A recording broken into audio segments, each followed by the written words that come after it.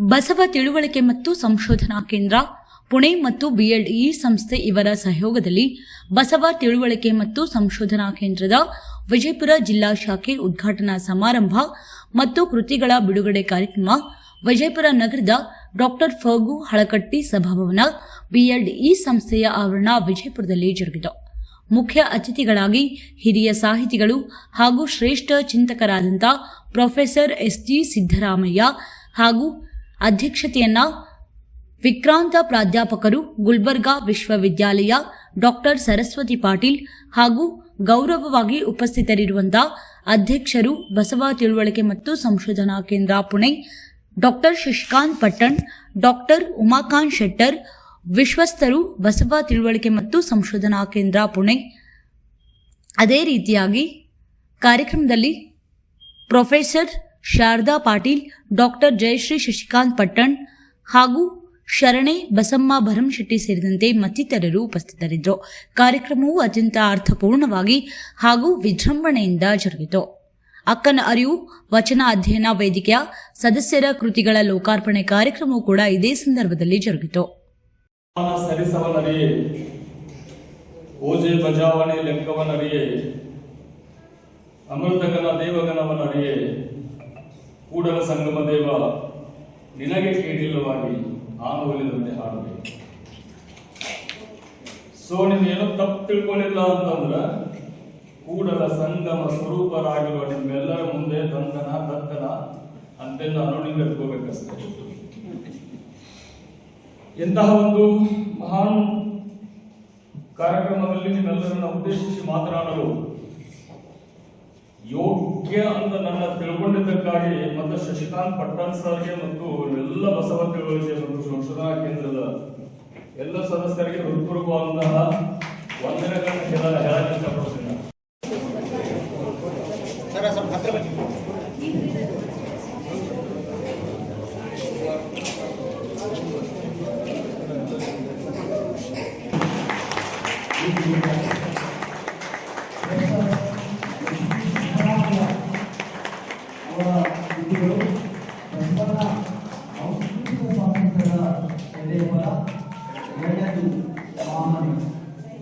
Doctor Jayashree Shashikant Pattan ಹಾಗೂ doctor Shashikant Pattan ಅವರ ಕೃತಿ ನಮ್ಮ ಶರಣರು.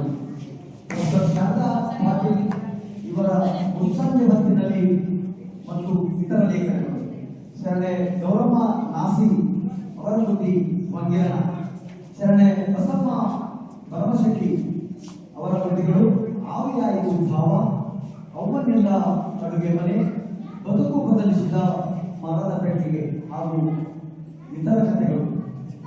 ಡಾಕ್ಟರ್ ಶಾರದಾಮಣಿ ಮುಂಚಿಯಾದವರ ಕೃತಿ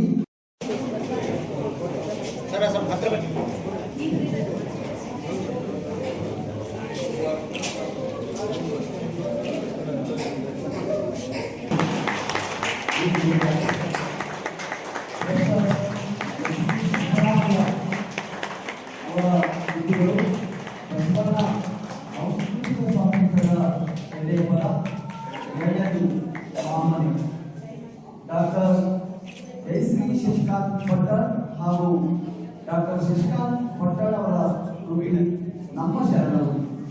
ಡಾಕ್ಟರ್ ಶಾರದಾ ಪಾಟೀಲ್ ಇವರ ಮುತ್ಸಂಜೆ ಹೊತ್ತಿನಲ್ಲಿ ಮತ್ತು ಇತರ ಲೇಖನಗಳು, ಶರಣೆ ಗೌರಮ್ಮ ನಾಸಿ ಅವರ ಕೃತಿ ಮಂಗೇರಣ, ಶರಣೆ ಬಸಮ್ಮ ಭರಮಶೆಟ್ಟಿ ಅವರ ಕೃತಿಗಳು ಆವಿಯಾಯಿತು ಭಾವ, ಅವ್ವನಿಂದ ಅಡುಗೆ ಮನೆ, ಬದುಕು ಬದಲಿಸಿದ ಮರದ ಪೆಟ್ಟಿಗೆ ಹಾಗೂ ಇತರ ಕಥೆಗಳು.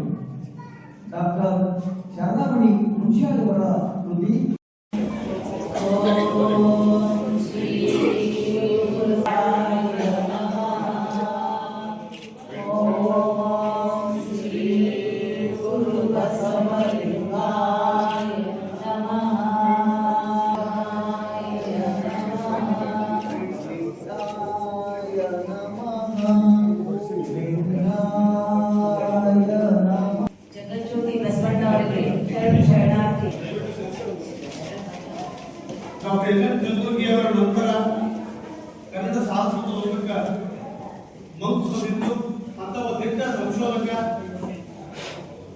ಹೇಳ್ತೀನಿ, ಸಿದ್ದರಾಮಯ್ಯ ಸಾಹೇಬ್ ಬಿಟ್ಟರೆ ಇನ್ನೊಬ್ರು ಯಾವ ಸಿಕ್ಕಿಲ್ಲ.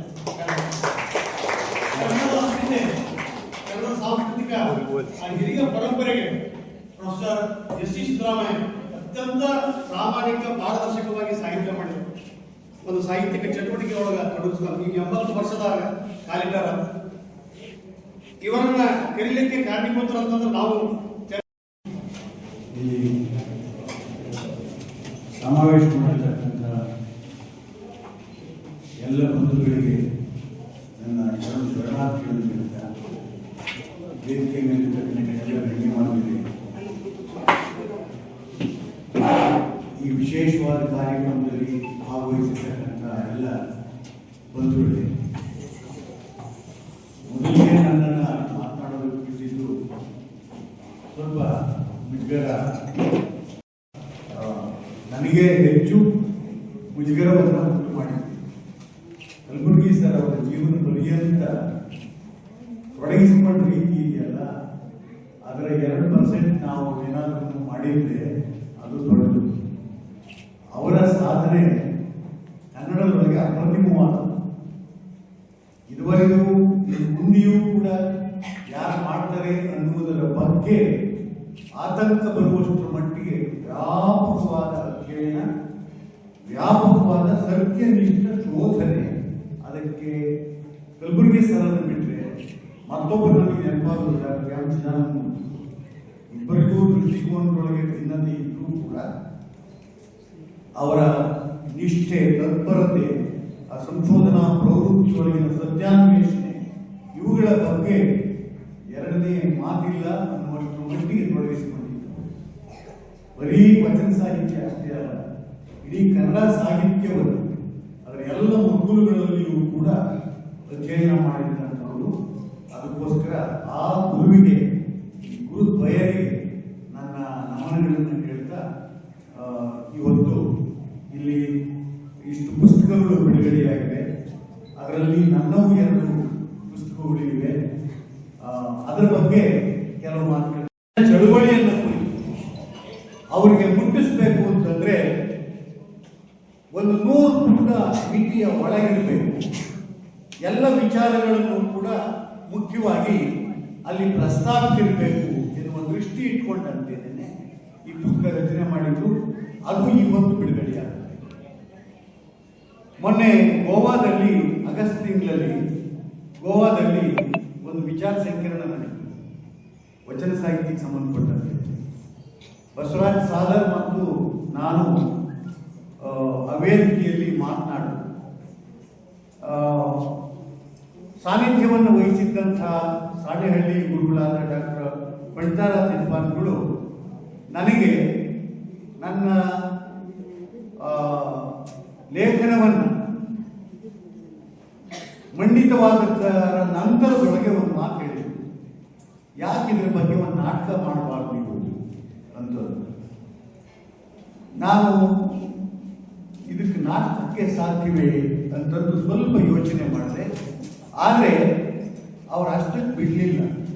ಮತ್ತೆ 8 ದಿನಗಳ ನಂತರದೊಳಗೆ ನನಗೆ ನಾಟಕ ಮಾಡಲಿಕ್ಕೆ ಮತ್ತೆ ಭರವಸೆ.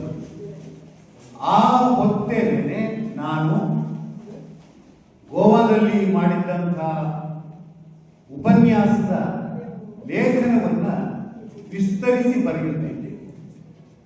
ಆ ಬರಿತ ಅವರು ಫೋನ್ ಬಂದು ಹೊತ್ತರೊಳಗೆ ಇಷ್ಟಲಿಂಗದ ಬಗ್ಗೆ ಪ್ರಸ್ತಾಪಿಸ್ತಾ ಇದ್ದೆ. ಇಷ್ಟಲಿಂಗ ಹೇಗೆ 2 ನೆಲೆಯೊಳಗೆ ಅದು ಪ್ರಧಾನ ಪಾತ್ರ ವಹಿಸಿತು. ಒಂದು ಸ್ಥಾವರದ ನಿರಾಕರಣೆ, ಇನ್ನೊಂದು ಸಮಾನತೆಯ ಸಾಧನೆ. ತಮ್ಮ ಉಪನ್ಯಾಸಗಳನ್ನು ಪ್ರಸ್ತುತಪಡಿಸಿದಂಥ ಡಾಕ್ಟರ್ ಎಸ್.ಟಿ. ಸಿದ್ದರಾಮಯ್ಯ ಅವರಿಗೆ ನಾನು ಶರಣು.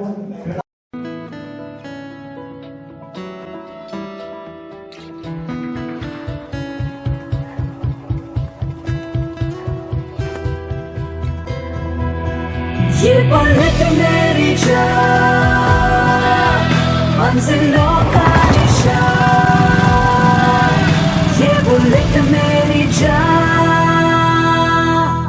ಹಬ್ಬಗಳ ಪ್ರಯುಕ್ತ ಗುಮ್ಮಟ ನಗರಿಯಲ್ಲಿ ರಾಯಲ್ ಎನ್ಫೀಲ್ಡ್ ಸ್ಟೈಲಿಶ್ ಬೈಕ್ ಖರೀದಿ ಬಲೆ ಜೋರು. ನಗರ ಹಾಗೂ ಗ್ರಾಮೀಣ ಭಾಗದಲ್ಲಿ ನೆಚ್ಚಿನ ಉತ್ತಮ ಉತ್ಕೃಷ್ಟ ಹೊಂದಿದ ರಾಯಲ್ ಎನ್ಫೀಲ್ಡ್ ಸ್ಟೈಲಿಶ್ ಬೈಕ್ ಎಲ್ಲರ ಮನ ಸೆಳೆಯುವಂತೆ ಮಾಡಿದ ರಾಯಲ್ ಎನ್ಫೀಲ್ಡ್ ಬೈಕ್ ಖರೀದಿ ಜೋರಾಗಿ ನಡೆದಿದೆ. ಅಷ್ಟೇ ಅಲ್ಲ, offers, riding accessories up to 40% discount offer ಕೂಡ ಇದೆ. ವಿಜಯಪುರ ನಗರದ ಇಂಡಿ ರಸ್ತೆ ಬೈಪಾಸ್ನಲ್ಲಿರುವ ಪ್ರಸಿದ್ಧ ರೋಹನ್ ಮೋಟಾರ್ಸ್ ರಾಯಲ್ ಎನ್ಫೀಲ್ಡ್ ಶೋರೂಂನಲ್ಲಿ ಭವ್ಯ ಮಾರಾಟ. ರಾಯಲ್ ಎನ್ಫೀಲ್ಡ್ ಎಲ್ಲರ ಮನಸೆಳೆಯುವ ಬೈಕ್ ಇದಾಗಿದ್ದು ವಿಜಯಪುರ ನಗರದಲ್ಲಿ ಖರೀದಿ ಜೋರಾಗಿ ನಡೀತಾ ಇದೆ. ರಾಯಲ್ ಎನ್ಫೀಲ್ಡ್ ಬೈಕ್ ಮಾಡೆಲ್ಗಳು ಅಂದರೆ bullet 350, classic 350, meteor 350, hunter 350, Himalayan 450, bullet guerrilla 450, scram 440 in 650cc, continental GT 650, super meteor 650, classic 650. Offers, riding accessories like riding jacket, riding helmet, gloves are available up to 40% discount. All bike accessories are available up to 20% discount. Best service and fast service available here. ಇನ್ನೇಕೆ ತಡ, royal bike ಖರೀದಿಸಿರಿ, royal ಜೀವನ ಆನಂದಿಸಿರಿ. ಸ್ಥಳ royal Enfield's Rohan motors, Indi bypass, Malbagayat, NH13, Solapur Chitradurga highway, Indi ರಸ್ತೆ, ವಿಜಯಪುರ.